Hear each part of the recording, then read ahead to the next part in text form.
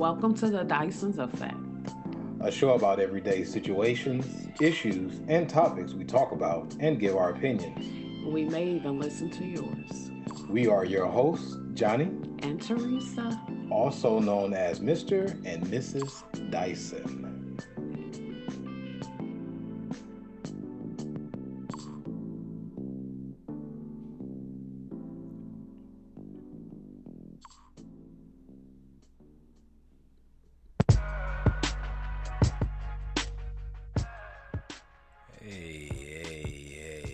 Hey, y'all. We back. Well, I'm back. We got something interesting to talk about today, and I want to jump right into it. Now, if you are listening to this or watching this on YouTube or the listening notes that we rank pretty high on, we got some interesting things going on in our household and our family right now. So to get right into it, as you may be aware that my wife, the lovely, vivacious, the better piece of this podcast and the better piece of our relationship, my wife is not here. She has been going through some health issues. Now, for the new listener, she has had some health issues in the past, and she has a health issue that we've been going through. And while I'll wait to talk about that, or while I'll wait to see if she will come back on and talk about that and express those situations and things that she's been battling and the new challenges we are up against, I recently had a thought I was pondering on and was sitting up and thinking about, and it's very interesting. So she is in the hospital, and it's outpatient surgery that she has to go through. And this surgery started early in the morning. When I mean early in the morning, it started. We had to be there, I think, around 6 in the morning, so we had to leave around 5:30 ish, or 5 o'clock, around 5 o'clock in the morning. So while we there, they prepping her. We go through all the things, everything for the surgery and everything. So while I'm there, I had my book, I have my reading material, I have the things that I'm working on, the things I'm writing on, my programs and everything. And I came to the conclusion that of myself, I was trying to sit and think, do I have PTSD? Now, the thing about PTSD is, and for those who may or may not know, it's post traumatic stress disorder. Now,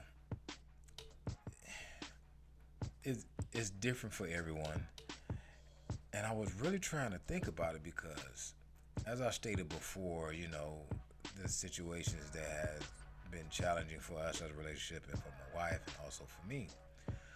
But just for a quick second,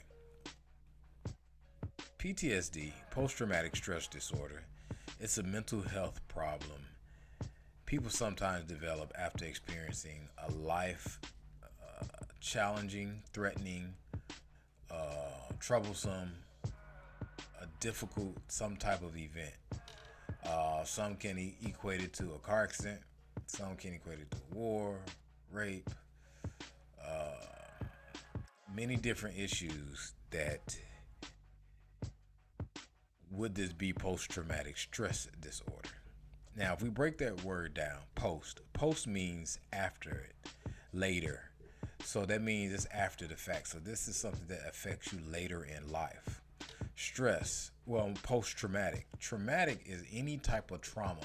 Now, the reason why I broke this down is because this happens mentally and physically. Sometimes when we go through stress later in life over a situation, our body reacts to it. So some people may get nervous, their hands may get to shaking, their palms may get to sweaty. Some people may cry.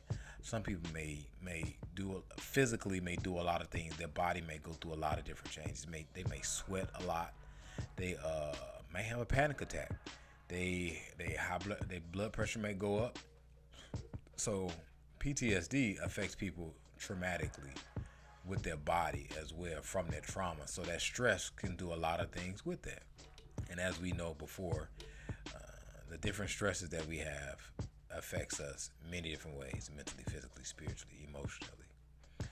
So the disorder is because it's a disorientation of the body. It's a disorientation of your regular day of how you operate. It's a disorder of something that you normally wouldn't do, or is messing up your normal routine, or you can't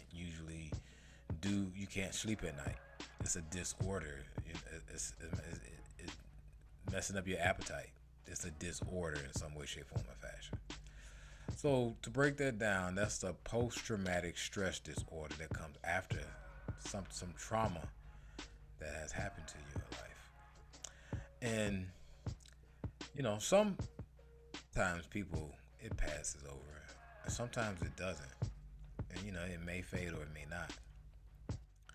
But I was trying to think, do I have post-traumatic stress disorder? Now, I'm in this hospital. My wife is there and she's going through her situation. And I'm trying to think, like, based on the situation with my father, as many people know, my father passed away when I was 11. And it was 7 of us. So we was all different ages, and the youngest was a set of twins. So all of us are affected by our father dying some type of way. The younger 3 hasn't had a relationship or an effect to no interaction, because they were so young, they was babies. And the older 4 of us, we remember him.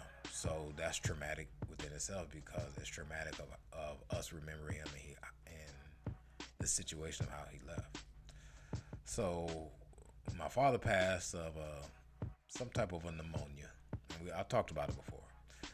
But the thing, well, I'm curious if I have post-traumatic stress disorder, because I was wondering all the times we've been to the hospital over my wife's situation, all the times I've been to the hospital when people have babies, it never really crossed my mind. But the inkling is that I can still remember the days, not one day, not 2 days, like the days we was going to the hospital when my father passed. And I was trying to think, is that PTSD? And then I was trying to think that, well, am I traumatized by it? Like, is because hospitals have this smell, and sometimes when my wife is in the hospital for certain situations, I have to spend a night in the hospital.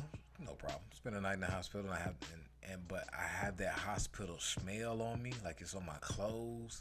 I have to take a shower, and that smell puts me in the mind of when I was going to the hospital when my father passed, when I was 11 years old. Now, I'm over 40 now, and that's over 30 years ago. Now, also, granted, going to these hospitals, it just make me see other people in certain situations, and although a hospital is needed, although I know what a hospital is for, although I know all the ramification that comes with the hospital, in my mind, sometimes I sit and wonder about a hospital, because at any given day, if you think about it, just think about it. At any given day, a hospital offers new life to people. It gives people life, has babies, or it gives them a new start over based on, if they're able to start their life over from their health situations, and, a new beginning. But it also takes a life. And that's just something that, people go there when they're sick. people go there when they're dying, if they have a death-defying wound or anything. And it's just something I was thinking about. Like, wow, like the hospital is a beginning and an end to many people. So and I'm just sitting up thinking about all this. I'm just thinking, and I'm sitting here wondering, like, does my father pass? Did it traumatize me? So I started reading, looking up things like, do I have these traits? Do I have these things? Am I affected mentally by this, physically, spiritually, emotionally? When I was younger, a whole lot younger, I used to have dreams about my father. That was he really dead, or was it just a dream? Or I don't know if it was a dream or a nightmare, but it wasn't scary. It's just like sometimes I would have a dream about my father, and I was interested into that aspect. Like, why would I be dreaming about him when I'm a full-grown man now? Now, probably because it's some unanswered. It was at that time. It was some unanswered questions. That was probably over 15, 20 years ago when I used to dream about. But I wonder if that was a sign of PTSD. Like all these thoughts coming up. Like I still remember certain things about my father. I still remember about the time, all the time span when he passed. And partially, if we're going to be a little bit honest, is because I do got a pretty decent memory. Like I remember a lot of different things. My mother cracked jokes on me all the time and says like, "You don't forget nothing." so stuff I still remember, but I don't remember like a lot of stuff that I break down crying or anything. I'm just wondering like, is these implications of PTSD from my father passing? Because as I said before, our father passing, it has affected all 7 of us differently. All 7 of us is affected from our father dying. So one of the things I tried to see if I could look up a certain criteria. And this criteria comes from the American Psychiatric Associations of criteria for PTSD, to see if you have any of these traits. Now, if I'm not mistaken, you must meet all 8 of them in order to be diagnosed with PTSD. So let me go through a few of these and let's see if I'm, got any of these traits or any of these things that's a part of me now. So the first one is the criterion of A.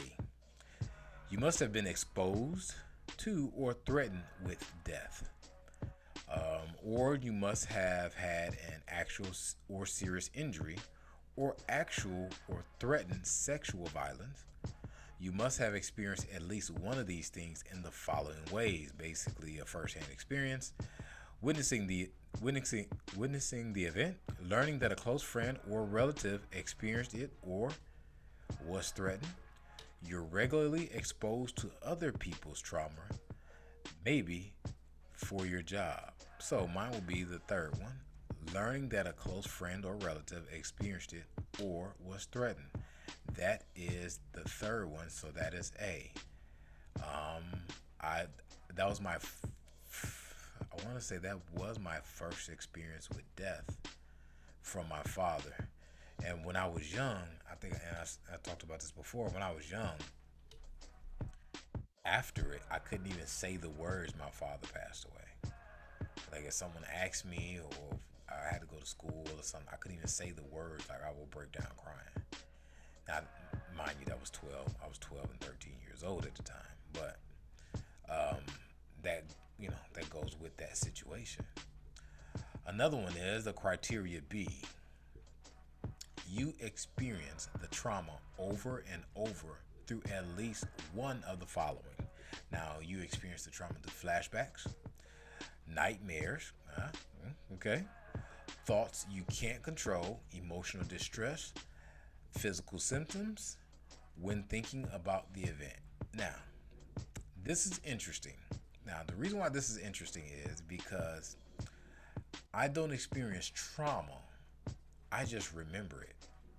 It's not nothing that like still bring tears to me. Like, I'm still heartbroken over it. my father passing. So I don't have flashbacks. No, I don't have nightmares. Although I don't know if there was nightmares or dreams years ago at one point in time. Thoughts you can't control. I didn't really have that, for lack of better words. Emotional distress. I wasn't affected as a kid. As a kid, I was affected emotionally when I was younger. I have some family members that tell me that every now and again they still cry when they see a picture of our father. Um, so that's the emotional distress. Physical symptoms when thinking about the event. So the physicality of the trauma. I don't think I have the second criteria, which is B. I don't have it, although I've had some of these before when I was a whole lot younger, when I wasn't even a teenager at the time. So it affected me then. My father was, something else, y'all. My father he's one of those men that he was a guy's guy, a man's man. Like he one of those men that like men wanted to be like, men depended on, and men wanted to be his friend. And I like hearing the stories of my father now because I can just picture him doing these things that I hear about and the jokes that he used to tell. He was very, very, very hilarious person. Just all out interesting man. And we lost him to pneumonia. I just think about him all the time, and I laugh because my aunt, I'm gonna say it wrong, but my aunt Tia, which we call it my auntie Tia, she tells us stories about things my father used to do when he was young, and I don't know. You don't know how I get it because I'm the same way. Like that's how I know. Yeah, that's my dad. Yeah. I'm the same way. I can't help it. I can't help it. So C, you avoid things that remind you of the trauma to meet this criterion. You must do one of these things. So you avoid things that remind you of the trauma.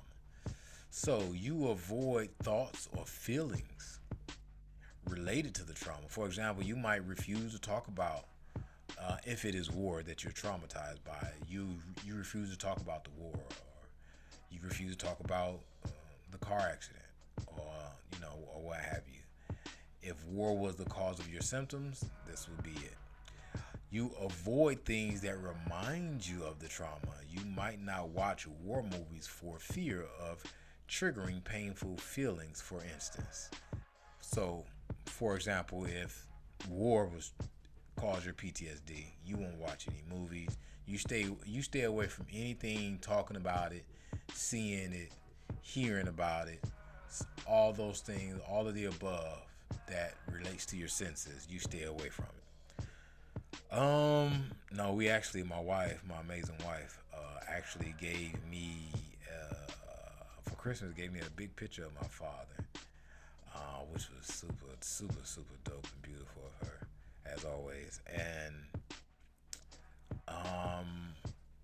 we all have pictures of my father a lot, so I don't mind seeing pictures of him. I don't cry when I see my father, so there's no traumatic part like crying when I see him.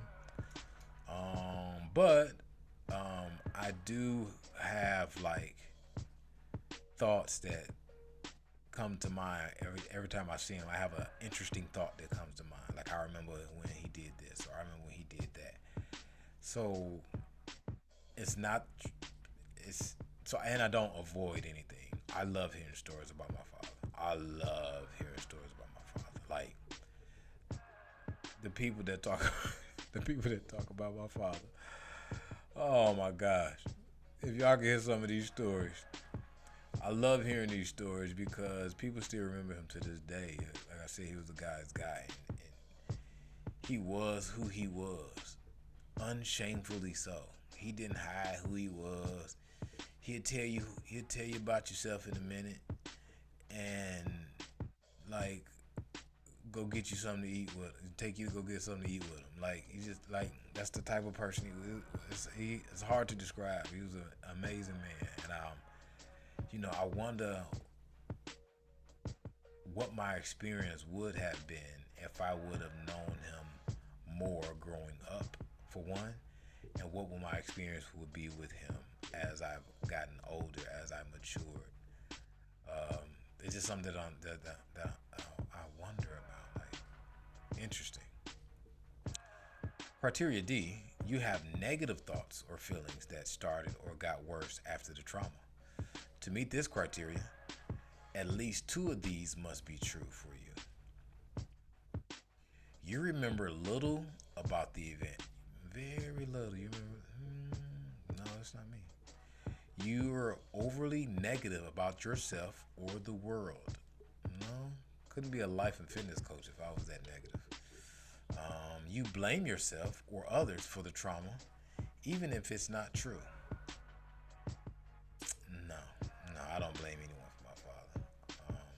You lack interest in activities you used to enjoy. No. Funny thing is, I used to have well, let me go to the next one. You feel lonely and isolated. No, my wife won't let me feel that. You find it hard to be positive or experience joy. So that's kind of the other one. I remember someone gave my father a basketball, like a brown suede ball. Really wasn't hitting on anything. And we had it around the house for a while. And right, I want to say the year before he passed, or right that same year, I was just learning to kind of like play basketball. I was just kind of like, okay, getting the hang of things a little bit. So, but my father let us play outside. But we 10, 11 years old. We ain't. He I don't think he played basketball, so it never caught his eye that I'm kind of learning how to dribble the ball on my own. Now, fast forward, um, a couple years later, I say around 12, when I was 12, probably a year after he passed, I'm slowly learning. Taught myself how to play basketball. Taught myself how to dribble. I taught myself how to shoot. And I'm not sure if I would have had that experience with my father. Like, I wonder if my father would have, like, tried to show me. Because, for men, this is an interesting trait. When you learn how to play basketball, or if you know the fundamentals and all that stuff, you'll teach your son or daughter how you learn, and you'll teach them how to play basketball based on your knowledge and experience. The good thing about that was I had none, so I had to learn it on my own. So I created my own style. I created my own way of learning. And also with my other brother, he learned how to play. We kind of like learned how to play basketball on our own, which is a big thing, because we was pretty good. So I'm not sure if we would have had that experience with our father. Plus, he was strict, so I'm not sure we'd have had that experience, or if he would have been like trying to like teach us his way, or take us to somebody and we get that experience, and we probably wasn't really ready for the experience. Like, it probably was a good thing we learned on our own and became really, really good at basketball. So that's interesting to me. So that was for that criteria. I don't think I met that one.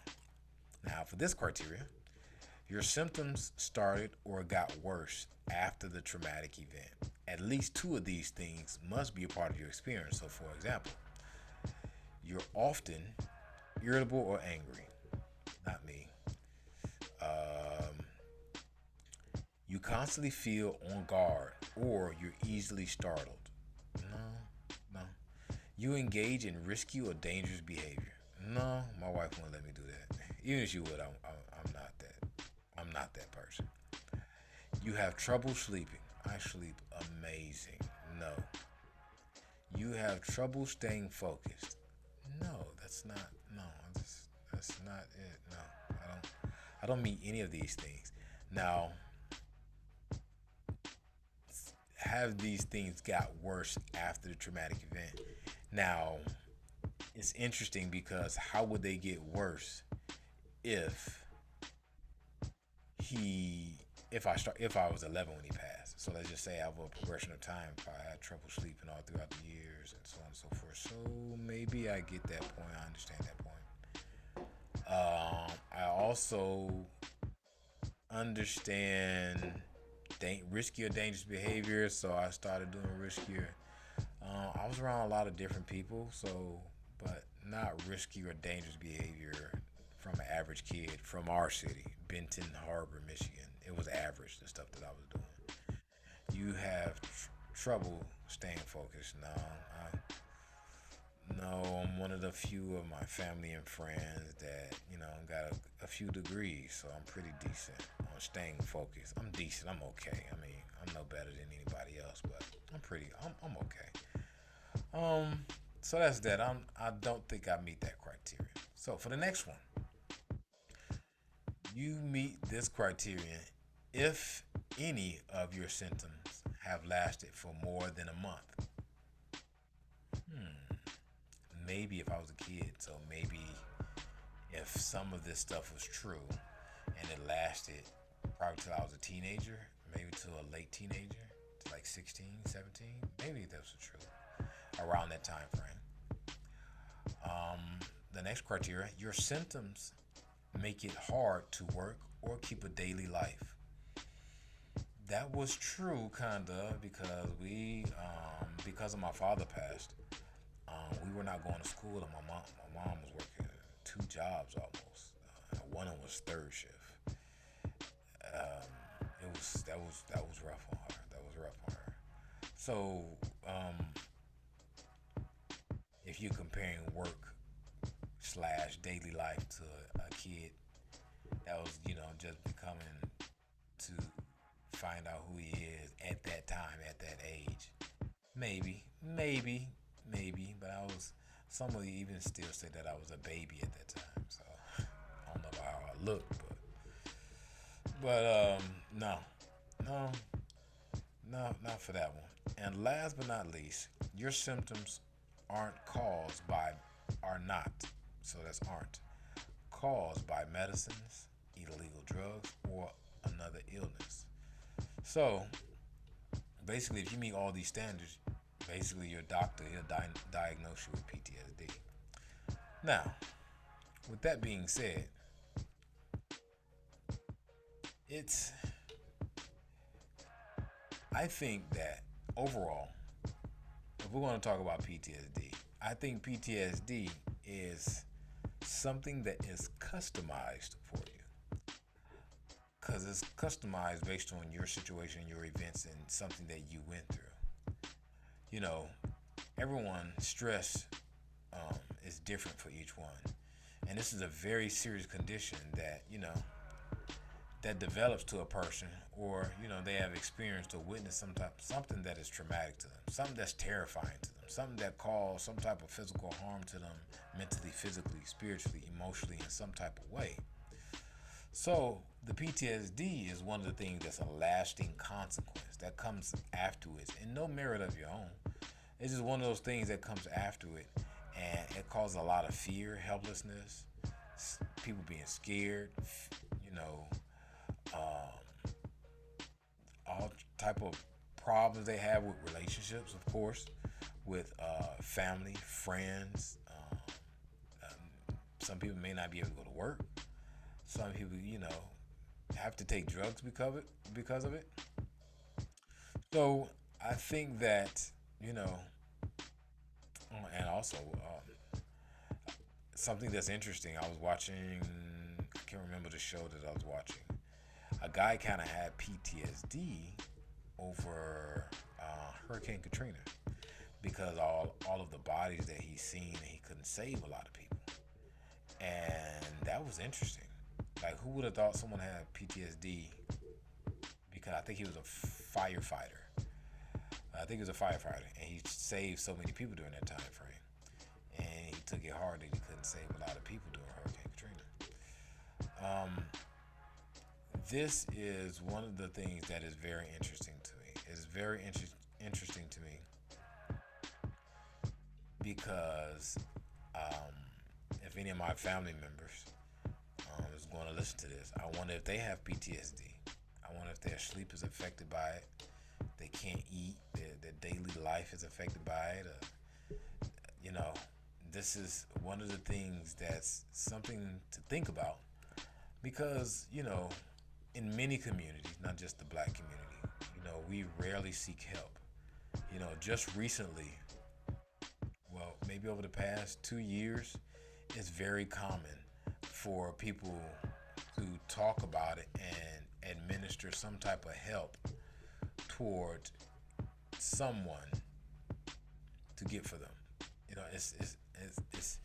It became common to say like, hey, all these issues that's growing now, it's becoming better and better common to get a life coach or a psychiatrist or a psychologist or someone to talk these things out. We are living in a different day and age of time. We are living in a different day and age of time on how we view things, see things, our perception of things.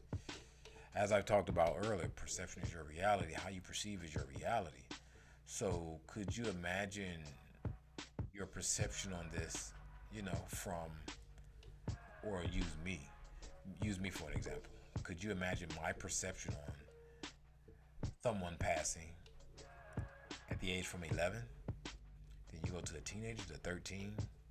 Then you go to 16, right around when I had my first daughter. Then you go to 19, right around I went to college. And you go to 23, right around when I graduated from college, right?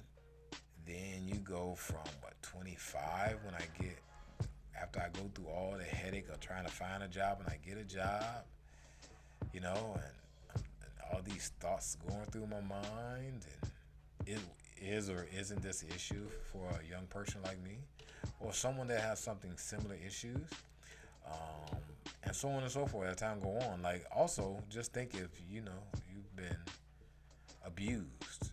You could have post-traumatic stress disorder from being abused. I had a friend years ago that raised his hand toward the cabinet to reach something over his, new girlfriend, and she jumped, and it's because her previous boyfriend used to beat on her, and that stuck with her for a while. So being that stuck with her for a while, that's something that may affect her for quite some time at that time.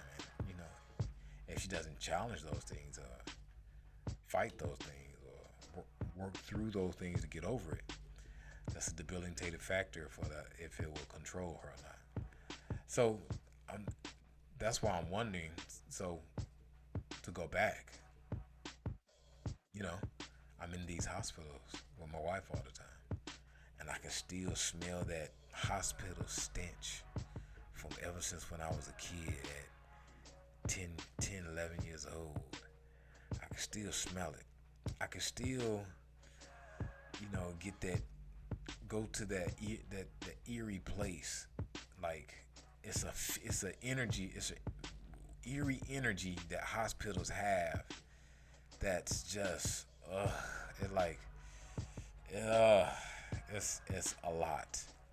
So I still can go right into the middle of that feeling, like, oh man, I can still, when we're in these hospitals, I can't help but look at certain people and man, I know they just wish this was over. I wonder what they're going through. Man, I want to tell them. Some of these people, kids, mothers, fathers, people our age and younger, I be want to tell them it's gonna be all right, but I be want to mind my own business at the same time.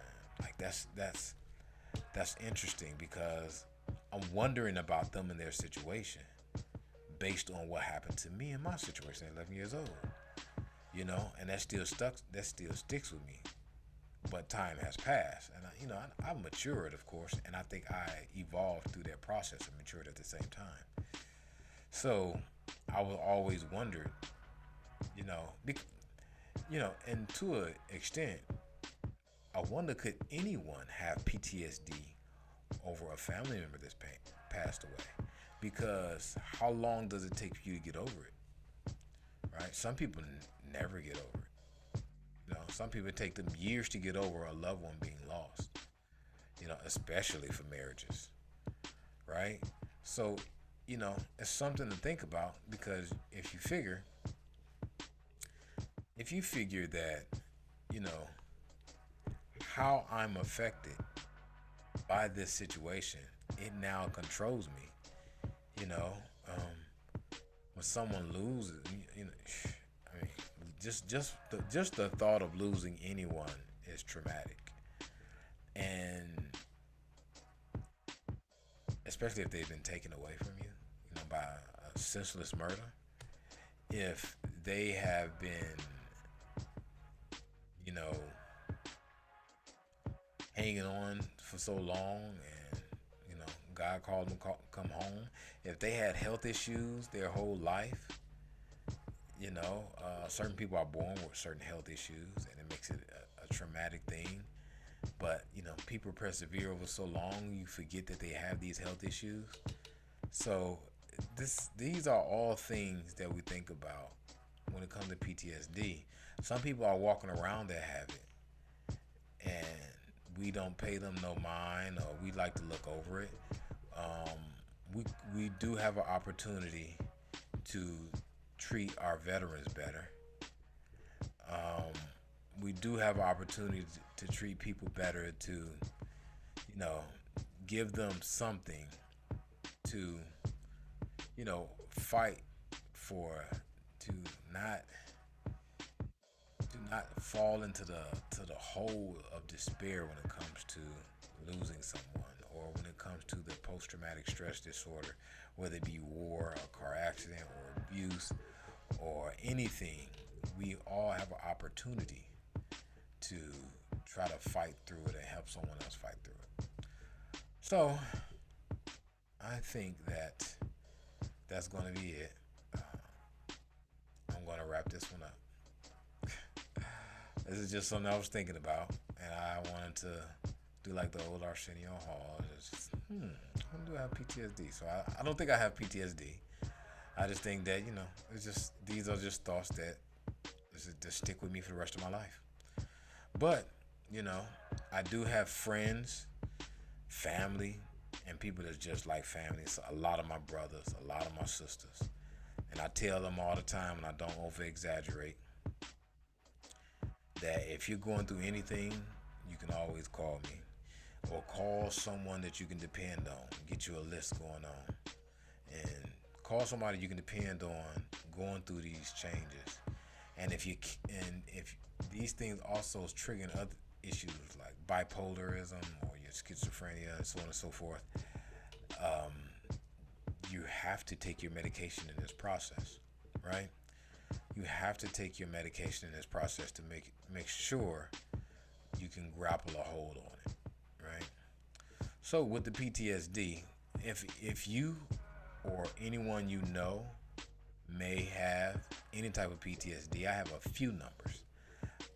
One number is 1-800-662-4357. That's 1-800-662-4357. And that's the SAMHSA National Helpline for people with PTSD. Now, there is another one that is for PTSD and people that is struggling with it. We have an opportunity to make sure that these people can get some type of help, can get some type of care, because one thing is that we never know unless we ask. We never know unless we try and help their situation or talk to our family and friends and loved ones on a regular basis. So we never know what someone may or may not be going through. Now, in certain symptoms and certain things that's going on, yes, I do get it. Yes, we have to stay abreast of things. One of the American Addiction Centers, I think they have one. I'm going to get this number. It is. Well, this is interesting. Um, Also, this is, well, I'll save this topic for later because it coincides with this. Um, so it's kind of like a part two for this, but I don't want to give it away. So if anybody's dealing with any type of PTSD, make sure you call that number. If anybody's, yeah, I'm going to say it. If anybody is dealing with any type of the cause of the PTSD, suicide, or the thoughts of suicide, you want to call the National Suicide Prevention Lifeline at 1-800-273-8255. That's 1-800-273-8255. And once again, the Substance Abuse and Mental Health Services Administration number is 1-800-662-4357. So, get in contact with these people to make sure they're giving you everything that they need, all the resources that you have, all the resources that we're dealing with. Anybody that's fighting with PTSD, challenge it, go test it out and see if you do have it. Listen to these questions, look up some more things, talk to a doctor or your local physician to figure this out. And keep everyone, this world, us, friends, family, loved ones, keep them in your prayers in this challenging time that we are in. And as always, this is Johnny, your benevolent coach. Our email is the Dyson's Effect at Hotmail. The Dyson's Effect on Twitter, Instagram, and Facebook.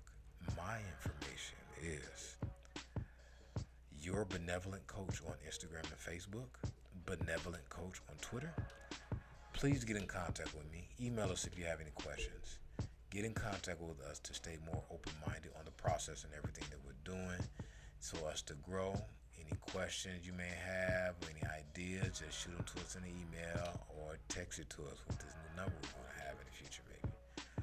So, this is Johnny, and there's no Theresa, and this is another episode of the one and only, the Dyson's Effect. Peace, love, and blessings, y'all. Thank you for listening.